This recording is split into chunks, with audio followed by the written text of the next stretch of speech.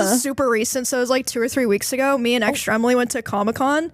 So we were just walking around Comic-Con, like streaming, looking at stuff, and we passed by this glass cabinet with all these comics in it, and we're looking at them, and they're like, you know, like VGA graded. Like I don't think it's called that for comics, but so they're all like graded comics in like these plastic cases, and the price tags on some of these comics are like $1 million, $2 million. Really? Yeah, and we're like, oh my god, like how, like, so some of them were just like only 6 figures only, and then some of them were like millions of dollars. So we're looking at these comics, and this guy comes out from behind the cabinet. He's like, oh, yeah, these are my comics. And he's telling us all this interesting history, like, oh, you know, like back in the day, like the government like confiscated comic books because people thought that they were making kids like violent and stuff like that. So some of these are really rare because a bunch of them were destroyed. Like some of these, there's only like a few in existence, and it's like first appearance of Wonder Woman. That's why it, you know, it's worth so much.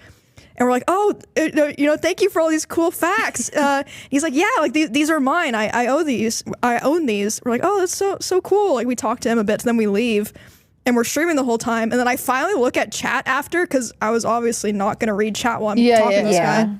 I look at chat, and they're like, Emmy, that guy was the drummer for System of a Down.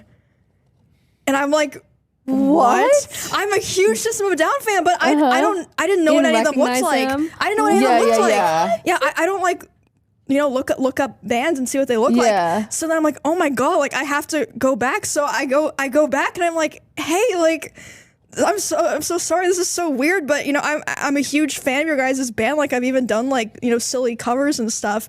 And he's not being a dick like that guy. He was like joking. He's like, oh well, I guess you're not that big of a fan. And I was like, oh, you got me.